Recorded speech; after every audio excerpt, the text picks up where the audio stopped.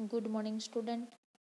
तो हमने लास्ट में चैप्टर 17 देखा था और बाद में हमारा 2 चैप्टर नहीं था, बराबर। तो अब देखते हैं चैप्टर नंबर 19, जिसका नाम है महाकवि कालिदास। कौन सा चैप्टर है? महाकवि कालिदास, जो संस्कृत के सबसे बड़े गुरु थे कालिदास, उसके बारे में है। तो इसके लेखक है नरपत बारहट। उसको हम निक नेम से बुलाते हैं कि हड़वेचा। क्या बुलाते हैं? हड़वेचा। अब राजस्थानी संस्कृति के शोधनकर्ता नरपत बारहट हड़वेचा ने MA BEd की उपाधि प्राप्त की थी। मतलब कि उसका अभ्यास था वो कहाँ तक था? MA BEd तक। जय नारायण विश्वविद्यालय जोधपुर से वे संलग्न थे। जो जय नारायण विश्वविद्यालय थी जोधपुर में, उससे वो जुड़े हुए थे। उनकी विशेष रुचि काज लेखन में है। मतलब कि जो अपने बारे में कुछ लिखना हो तो वो अपने बारे में लिखते थे। वे संस्कृति के प्रवाह को समझने में यत्नशील थे। जो संस्कृति का प्रवाह निकलता है उसको समझने की कोशिश करते थे और उसको आगे बढ़ाने की कोशिश करते थे। महापुरुषों को नमन करते हुए आपने लिखा है, जिन्होंने देश सेवा की खातिर अपना घर परिवार छोड़कर ऐसो आराम त्याग कर भूखे प्यासे नंगे पांव रहकर देश को गुलामी की जंजीरों से मुक्त कराने के लिए सर्वस्थ कुर्बान किया है, वे वंदनीय है। उसने महापुरुषों है जो हमारे देश के, उसके बारे में लिखा है कि जिन लोगों ने देश के सेवा के खातिर अपना घर अपना परिवार सब छोड़ दिया है, आराम त्याग कर दिया है, भूखे प्यासे रहकर उसने देश को आज़ादी दिलवाई है, तो ये सबसे कुर्बान किया है, वो सबसे महान है, सबसे वंदनीय है। महापुरुषों की जीवनियाँ आपकी प्रसिद्ध कृति है। उसकी जो मेन कृति है उसका नाम है महापुरुषों की जीवनियाँ। इस संग्रह में कुल 60 प्रसिद्ध महापुरुष को जीवन चरित्र अंकित है, जिसमें जो महान महापुरुष जो हमारे देश के हो गए, वैसे 60 प्रसिद्ध महापुरुषों का जीवन चरित्र के बारे में उसने लिखा हुआ है। प्रस्तुत जीवनी महाकवि कालिदास में कालिदास के जन्म और परिचय का एवं उनकी प्रसिद्ध साहित्य की रचनाओं का विवरण है। मतलब कि कवि कालिदास थे, उसका जन्म कब हुआ, कहाँ हुआ, कैसे हुआ और उसका जो साहित्य रचा हुआ है उसके बारे में है। अब इस कृति से यह संदेश मिलता है कि किसी बच्चे को मूर्ख मानना नहीं चाहिए। अब ये जो पाठ हमको यहाँ दिया गया है गद्य, उसका बोध मतलब कि उसका संदेशा है कि हमें कोई भी बच्चा छोटा हो तो अगर वो कुछ गलत काम करे तो हमें उसको मूर्ख नहीं मानना चाहिए, क्योंकि वह मौका मिलते ही हीरे की तरह चमक सकता है। वही छोटा बच्चा जिसको हम बुरा मानते हैं, मूर्ख मानते हैं, वही बच्चा आगे चलकर हीरा निकलता है, हीरे की तरह अपनी जो प्रसिद्ध है उसको चमका देता है। तो लेसन देखते हैं कि कालिदास को हम मात्र संस्कृत के महाकवि के रूप में जानते हैं। तो मैंने आपको पहले ही बोला कि संस्कृत में कवि कालिदास का सर्वस्व प्रदान है। उसकी जो रचनाएं हैं वो संस्कृत में ज़्यादा है और वो संस्कृत के ही कवि है। तो कालिदास को हम मात्र संस्कृत के महाकवि के रूप में जानते हैं। स्वयं महाकवि कालिदास ने अपने विषय में कुछ नहीं लिखा है। उसने बहुत सारी रचनाएं की है, लेकिन उसने कभी अपने विषय में किसी गद्य में या पद्य में कुछ नहीं लिखा है। हर्ष चरित्र के शुरू में कवि बाण ने कालिदास का उल्लेख किया है। अब हर्ष चरित्र के शुरू किया था कवि बाण ने, तो कवि बाण ने उसमें कालिदास का उल्लेख किया था। इससे पता चलता है कि कवि कालिदास बाण से पहले हुए होंगे। अब हम जानते हैं कि इतिहास में जो आगे होता है वो पीछे के लोग होते हैं, वो उसके बारे में स्टोरी लिखते हैं। तो कवि बाण था, उसने कालिदास के बारे में बहुत कुछ लिखा है। तो हमें इससे पता चलता है कि जो कालिदास थे वो बाण से पहले हुए हैं। एक स्थान पर स्वयं कालिदास ने अपने अभिभावक के रूप में विक्रम नाम का उल्लेख किया है। अब कालिदास ने एक स्वयं अपनी कोई चरित्र था लेख, उसमें खुद उसने विक्रम नाम का उल्लेख किया गया था। वह कौन सा विक्रम है इस बात का अभी पूरी तरह से पता नहीं चल पाया। उसने जो विक्रम नाम लिखा था तो वो क्यों लिखा था, किसके लिए लिखा था या किस में से देखकर लिखा था, वो अभी साबित नहीं हुआ है। वह कौन सा विक्रम था वो बात का अभी हमें पूरी तरह पता नहीं है। फिर भी उन्हीं राजा विक्रमादित्य और राजा भोज का समकालीन मानकर कितनी भी कथाओं का नायक बनाया गया है। फिर भी जो राजा विक्रमादित्य थे उस और राजा भोज थे उसके समकालीन मतलब उसके आगे पीछे का समयगाला हम कालिदास को मान सकते हैं। विभिन्न भाषाओं में पहेलियों और लोक कथाओं में उनकी विद्वता, कविता और चमत्कारिक प्रसंगों का वर्णन मिलता है। उसने अलग अलग भाषाओं में पहेलियाँ लिखी है, लोक कथाएँ लिखी है, कविताएं लिखी है, तो इससे हमें उसका वर्णन यहाँ पे मिला है। जैसे कि जन्म और परिचय के बारे में देखें कालिदास का, तो कुछ विद्वानों ने कालिदास का जन्म 365 ईस्वी सन तथा निधन 445 माना है, कि उसका जन्म 365 ईस्वी सन में हुआ था और उसकी मृत्यु 445 ईस्वी सन में हुई थी, ऐसा माना गया है, फाइनल नहीं है। महाकवि कालिदास के जन्म के स्थान के बारे में ठीक ठीक पता नहीं चलता, मतलब कि उसमें अपने जन्म के बारे में कहीं भी सच्चाई नहीं लिखी है। कुछ विद्वानों ने उनका जन्म स्थान उज्जैन माना है, जो सही लगता है क्योंकि मेघदूत में स्वयं कवि ने उज्जैनी को विदेश दर्शनीय कहा है और लंबा रास्ता पड़ने पर भी उधर से जाने के लिए बादल से अनुरोध किया है। अब जैसे आधे कवि है उसने बताया है कि कालिदास का जन्म है वो उज्जैन में हुआ था, तब उसको उज्जयिनी बोला जाता था, लेकिन अब उसका नाम है उज्जैन। तो हम उज्जैन मान भी सकते हैं क्योंकि जो कालिदास की रचना है मेघदूत, उसमें कवि कालिदास ने खुद ने उज्जैन के बारे में विशेष विशेष बातें बताई है और बोला भी था कि यहाँ से लंबा रास्ता पड़ता है इधर जाने के लिए, और बादल का अनुरोध किया गया है कि यहाँ बादल बहुत नीचे होते हैं। अब उज्जैनी में उन दिनों राजा विक्रमादित्य का राज्य था। अब उज्जैन में जब कालिदास का समय था तब वहाँ राज्य विक्रमादित्य का राज चलता था। वहाँ की प्रजा सब प्रकार से सुखी थी, मतलब उसे कोई दुख नहीं था किसी भी प्रजा को। साहित्य और कला की उन्नति चरम सीमा पर पहुंची थी। तब हम साहित्य और जो कला होता है उसकी उन्नति मतलब उसका प्रसार बहुत ज़्यादा हो रहा था और उसकी उन्नति चरम सीमा मतलब बहुत आगे बढ़ चुकी थी। राजा विक्रमादित्य ने अपने नाम से ही विक्रम संवत चलाया था। हम मानते हैं कि अभी विक्रम संवत नाम से हमारे जो तारीखिया होता है उसमें लिखा होता है विक्रम संवत, तो ये विक्रमादित्य नाम के राजा थे, उस पर से ही विक्रम संवत चला है। समय समय पर उन्होंने सोने के जो सिक्के चलवाए थे उनसे उनके राज्यकाल का ठीक ठीक पता चलता है। उस समय जो सोने के सिक्के चलते थे उससे पता चलता है कि राज्यकाल में ठीक ठीक यहाँ पे मतलब पूरा कोई सच्ची स्टोरी नहीं है, इसमें कोई बात मिलाई भी गई हो, क्योंकि कालिदास के बारे में कोई पूरा नहीं जानता था।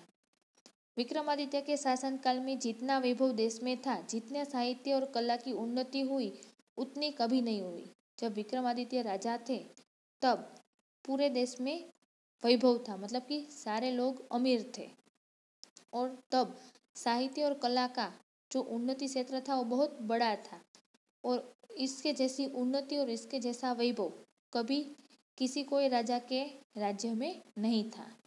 एक से बढ़कर एक कवि, साहित्यकार और वैज्ञानिक इस युग में ही उत्पन्न हुए।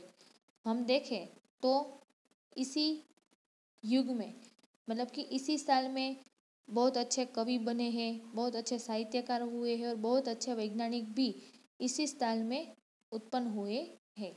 राजा विक्रमादित्य स्वयं साहित्य और संगीत के अच्छे जानकार थे। राजा विक्रमादित्य थे, उसे भी संगीत और साहित्य का अच्छा ज्ञान था।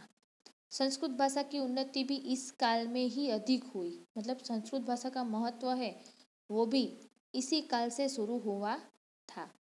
अपने पूर्व जीवन में बुद्ध माने जाने वाले कालिदास विक्रमादित्य के दरबारी कवियों में सर्वश्रेष्ठ थे।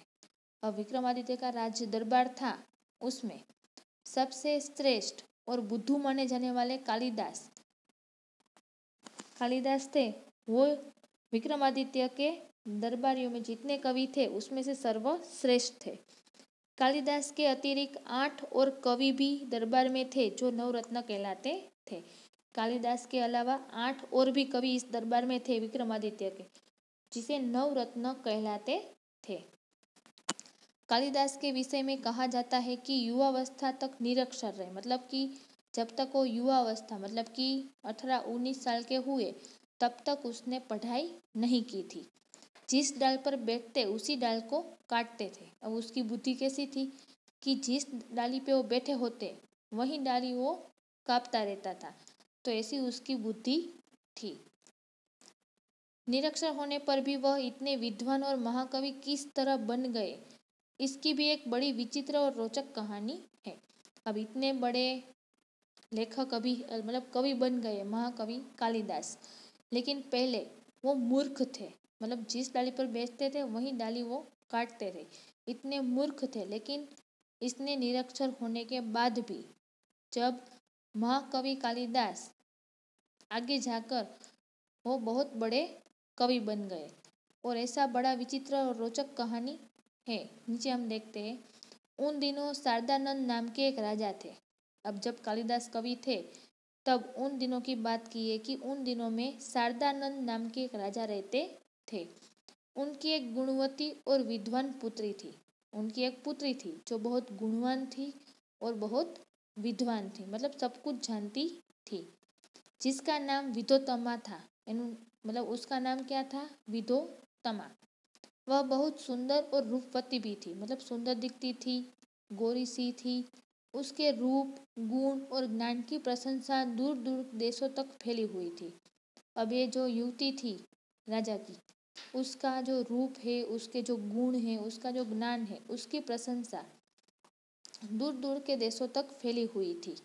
विद्योत्तमा को अपने रूप, गुण और ज्ञान का बड़ा घमंड था, उसे अभिमान था, क्योंकि उसका रूप बहुत सुंदर था, उसमें बहुत सारे अच्छे अच्छे गुण थे और ऊपर से उसमें पूरा ज्ञान भी था, इसीलिए उसको अपनी जात पर घमंड था। अपने विवाह के संबंध में उसने एक घोषणा कर रखी थी कि जो उसे शास्त्रार्थ में हरा देगा उसी से साथ वो अपना विवाह करेंगी।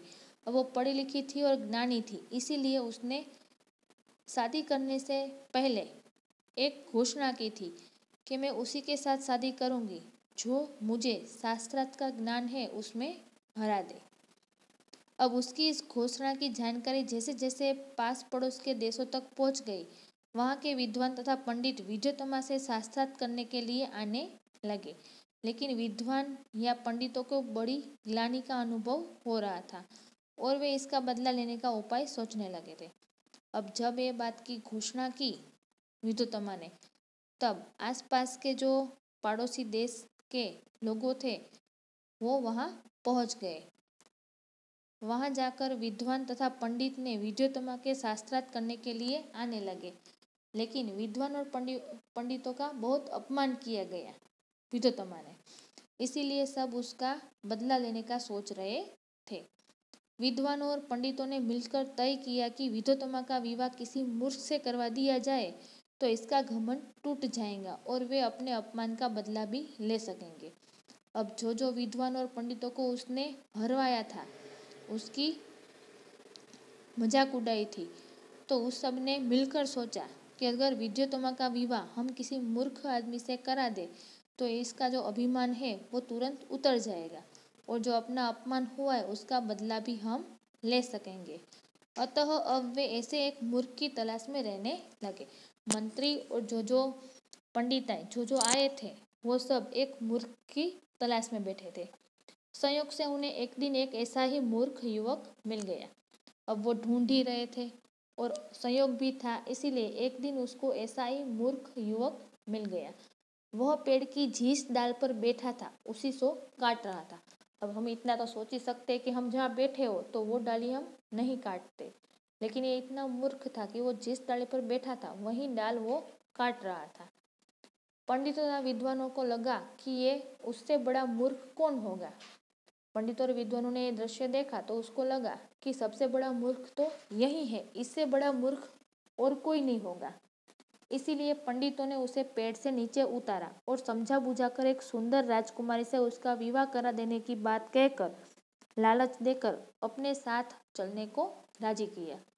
अब पहले तो ये विद्वान और पंडित ने उसको देखा तो उसको झाड़ से नीचे बुलाया और बाद में उसको लालच दी कि अगर हम जैसा बोले वैसा करेगा तो तुझे एक सुंदर राजकुमारी के साथ विवाह करवा देंगे, इसीलिए तू हमारे साथ चल। और कालिदास थे वो राजी भी हो गए। पंडितों ने उस मूर्ख युवक को यह बात अच्छी तरह समझा दी कि वहाँ कुछ भी बोलेगा और गुर्गा बना रहेगा, नहीं तो उसका विवाह नहीं होगा। अब पंडितों थे, उसने क्या बोला उस मूर्ख युवक कालिदास को कि तुझे वहाँ कुछ भी पूछा जाए तुझे कुछ बोलना नहीं है, तुझे मौन रहना है, नहीं तो उसका शादी है वो नहीं होगा। वह मूर्ख युवक बड़ा खुश हुआ कि चलो चलो कोई बात नहीं, मेरी शादी तो हो जाएगी। उसने पंडितों की बात मान ली और उनके द्वारा दिए गए अच्छे अच्छे कपड़े पहन लिए। अब वो पंडितों ने जैसा बोला वैसा उसने सीख लिया और बाद में उसको अच्छे अच्छे कपड़े पहना दिए। पंडित उसे विद्योत्तमा के पास शास्त्रार्थ के लिए ले गए। अब पंडित उसको कहाँ ले गए, तो पंडित उसको जो विद्योत्तमा युवती थी उसके पास शास्त्रार्थ की परीक्षा करने के लिए ले गए। अब राजकुमारी विद्योत्तमा को उस मूर्ख युवक का परिचय देते हुए पंडितों ने बताया कि ये हमारे गुरु है और बहुत बड़े विद्वान है और शास्त्रों के जानकार भी है। अब जो पंडित उसको वहाँ ले गए थे उसने उसके बारे में परिचय देके कहा कि ये हमारे गुरु है और ये बहुत बड़े विद्वान है और शास्त्रों के जानकार है। आपके साथ शास्त्रार्थ करने यहाँ आए हैं, लेकिन उन दिनों मौन व्रत चलने का कारण ये संकेत से ही शास्त्रार्थ करेंगे। वो आपको सारे आंसर देंगे, लेकिन अभी उसका मौन व्रत चल रहा है, इसीलिए जो भी आंसर देंगे वो हमें इशारा में देंगे, संकेत करके देंगे। विद्योत्तमा पंडितों की यह छल भरी बात नहीं समझ सकी और शास्त्रार्थ के लिए तैयार हो गई। अब विद्योत्तमा को तो पता नहीं था कि ये बदला लेने आए हैं, तो ये छल भरी बात वो नहीं समझ पाई और शास्त्रार्थ मतलब ज्ञान की जो टेस्ट थी वो लेने के लिए वो तैयार हो गई। उसने युवक को एक उंगली दिखाई जिसका भाव था कि ईश्वर एक है। अब विद्योत्तमा ने युवक को एक उंगली दिखाई थी और उसका मतलब होता था कि ईश्वर एक है, ऐसा उसको प्रश्न पूछा गया था। तो उस मूर्ख युवक ने समझा कि यह मेरी एक आंख फोड़ डालना चाहती है। कालिदास मूर्ख तो थे ही, तो उसको ऐसा लगा कि ये मुझे ऐसा बोल रही है कि मैं तेरी एक आंख फोड़ डालूं। तो उसने दो उंगलियां दिखाते हुए उनकी दोनों आंखें फोड़ डालने का संकेत दिया। वो ऐसा समझे थे कि वो एक हाथ से मेरी आंख है वो फोड़ डालेंगी, तो कालिदास ने उसको आंसर दिया कि मैं तेरी दो आंखें तोड़ लूंगा। तो इसलिए उसने दो उंगलियां ऊंची की। पंडितों ने इस संकेत का अर्थ विद्योत्तमा को समझाते हुए कहा कि आपके प्रश्न के उत्तर में हमारे गुरुजी का कहना है कि ईश्वर और जीव दो है। अब कालिदास मन में कुछ और सोच रहा था, लेकिन पंडित था, उसने क्या भाव समझाया कि गुरु है उसका कहना है कि ईश्वर दो है, जैसे कि एक ईश्वर और एक उसका जीव, तो ये दो हुए। इस बार राजकुमारी विद्योत्तमा ने 5 उंगलियां दिखाकर पांचों तत्वों का संकेत किया था। दूसरा उसने क्वेश्चन पूछा था 5 उंगलियां दिखाकर, मतलब वो कहना चाहती थी किसके बारे में, तो के 5 तत्व है जो पृथ्वी के, उसके बारे में बताना चाहती थी। तो उस मूर्ख ने समझा कि वह मेरे मुंह पर तमाचा मारने का संकेत कर रही है। अब कालिदास तो मूर्ख ही था, तो उसने सोचा कि ये 5 उंगलियां इसलिए ऊंची की है क्योंकि वो मुझे चाटा मारना चाहती है। तो उसने मुट्ठी बांधकर तमाचे का जवाब गुस्से से देने का संकेत दिया कि तू मुझे तमाचा मारेंगी तो मैं तुझे गुस्सा दूंगा, मतलब कि हम बोलते हैं ना ऐसे मुट्ठी वाड़ के देते हैं वैसे। तो पंडितों ने इस बार विद्योत्तमा को इस संकेत का अर्थ बताते हुए कहा। अब कालिदास था वो तो संकेत किसका कर रहा था कि पूरी मुट्ठी बेलकर तुम्हें एक मारूंगा, लेकिन जो पंडित थे उसने क्या संकेत बताया, तो इस बार विद्योत्तमा ने इस संकेत का अर्थ बताते हुए कहा कि आपने 5 उंगलियों से 5 तत्वों का संकेत किया था, लेकिन हमारे गुरुजी का कहना है कि पांचों तत्वों के मिलने से ही सृष्टि का निर्माण होता है, अलग अलग रहने से नहीं।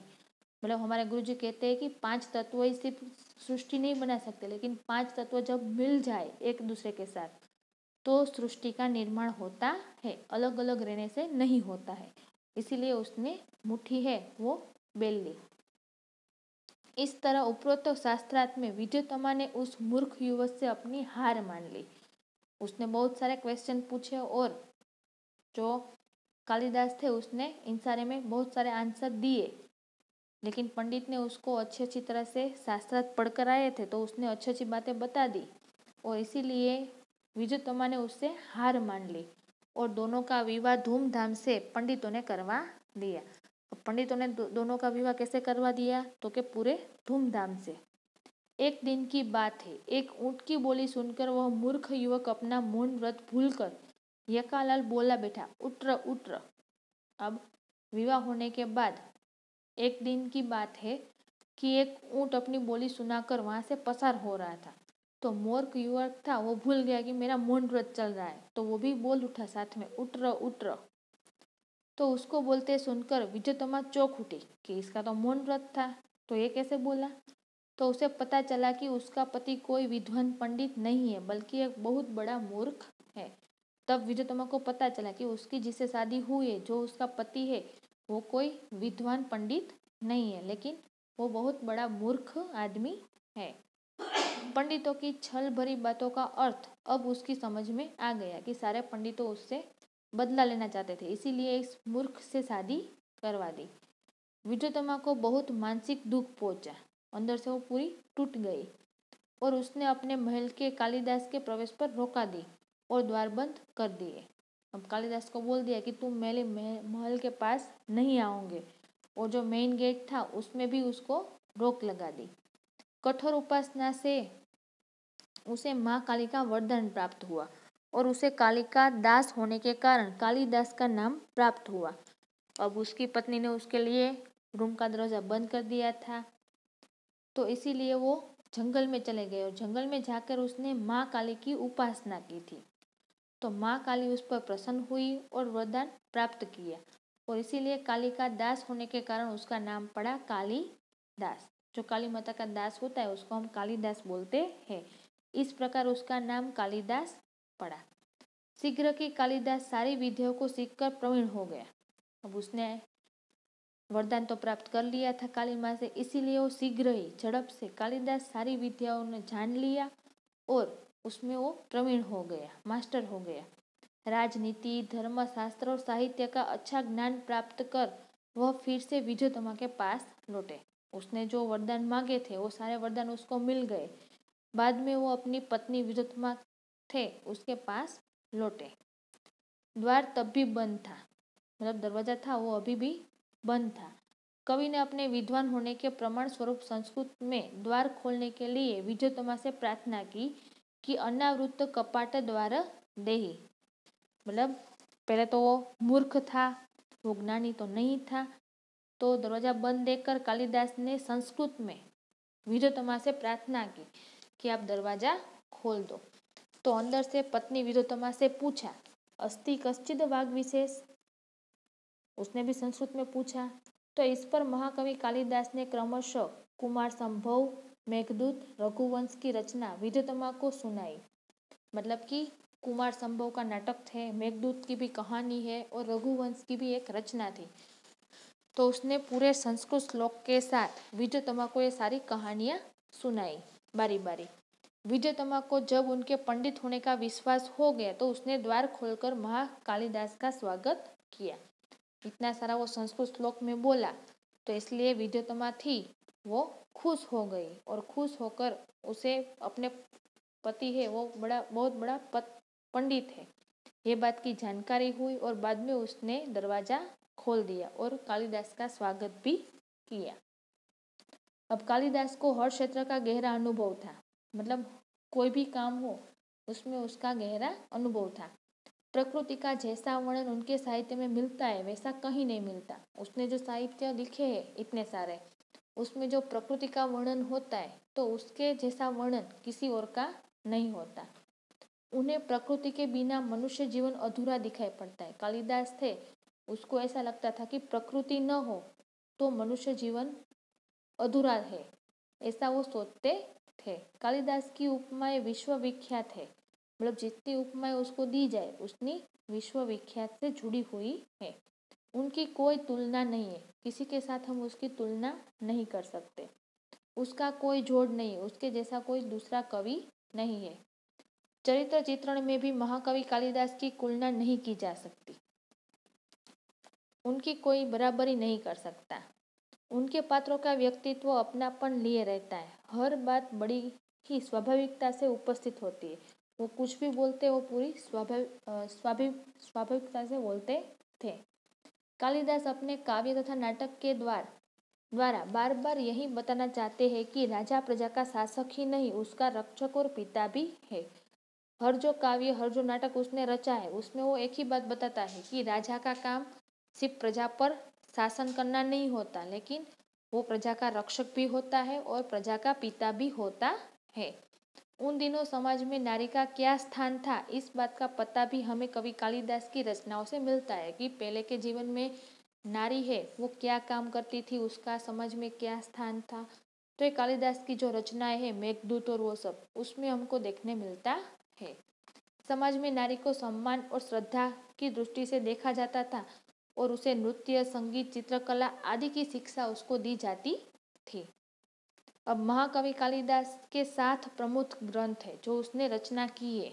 वैसे 7 ग्रंथ है, उनमें से पहला ग्रंथ है ऋतुसंहार। सबसे पहला ग्रंथ कौन सा है? ऋतुसंहार। यह एक उत्तम काव्य है। इसमें कालिदास ने अपनी सूक्ष्म दृष्टि का परिचय दिया है। जो हमारी पृथ्वी का सृष्टि है उसका उसने परिचय करवाया है। ऋतुओं का तथा प्रकृति का जितना भी सुंदर चित्रण काव्य में है उतना कालिदास के अन्य ग्रंथों में नहीं है। मतलब कि ऋतुसंहार नाम की जो उसकी काव्य है उसमें उसने प्रकृति का और ऋतुओं का इतना अच्छा चित्रण किया है कि उसके कोई अन्य ग्रंथ में नहीं है। उसके बाद जो मालविकाग्निमित्र कालिदास का दूसरा ग्रंथ है और पहला उसका नाटक है। उसमें 5 अंक है और विदिशा के राजा अग्निमित्र तथा विदर्भ की राजकुमारी मालविका की प्रेम कथा है। जो मालविकाग्निमित्र है वो उसका दूसरा ग्रंथ और पहला नाटक है। उसमें 5 अंक दिए गए हैं और विदिशा के राजा थे अग्निमित्र तथा विदर्भ की राजकुमारी मालविका की यहाँ प्रेम कहानी दिखाई गई है। तीसरा ग्रंथ है उसका विक्रमवंशीय, कालिदास का दूसरा नाटक है। इसमें 5 अंक है तथा महाराज पुरूरवा और उर्वशी की प्रेम कथा का चित्रण किया गया है। कुमार संभव का काव्य है और इसमें शिव पार्वती के विवाह से लेकर कुमार कार्तिकेय का जन्म और उसके द्वारा तारकासुर का वध तक की कहानी का पूरा वर्णन किया हुआ है। फिर उसने मेघदूत लिखा, तो मेघदूत कालिदास का 5वां ग्रंथ है। यह भी एक खंड काव्य है और इससे शुरू में कालिदास ने बादल को दूत बनाकर कुबेर की नगरी अलकापुरी तक का मार्ग बताया था। बादल को अपना संदेशा दिया और बादल को कुबेर की नगरी है अलकापुरी, वहाँ तक संदेशा भिजवाया था। इसके उत्तरांत में यक्ष ने अपनी विहणी प्रिया को पहचानने के उपाय मेघ को बताते हैं और अपना संदेश दिया है। इस काव्य में वर्षा काल और वीर का वर्णन खूब निखरा हुआ है। इसमें भारत के भूगोल की भी अच्छी जानकारी दी गई है, अलग अलग स्थल के बारे में हमको जानकारी दी गई है। उसके बाद रघुवंश एक महाकाव्य है। कवि कालिदास ने रघुवंश की कथा कहने से पहले ही कह दिया है कि कहाँ तो सूर्य से उत्पन्न हुआ यह वंश, कहाँ मोटी बुद्धि वाला। ये तिनकों से बनी छोटी सी नाव लेकर अपार समुद्र को पार करने की बात सोच रहा था। सूर्यवंश के दिलीप से लेकर कुश और अनेक उत्तराधियों तक की कथा रघुवंश में है। दिलीप राजा से शुरू होती है कहानी रघुवंश की और कुश तक चलती है। महाकवि कालिदास का 7वां और सर्वश्रेष्ठ ग्रंथ है अभिज्ञान शाकुंतलम। यह उनका तीसरा नाटक है और इसमें 7 अंक है। महाकवि ने इस नाटक में राजा दुष्यंत और शकुंतला की कहानी बताई गई। इस तरह महाकवि कालिदास आज भी हमारे संस्कृत साहित्य में अमर है।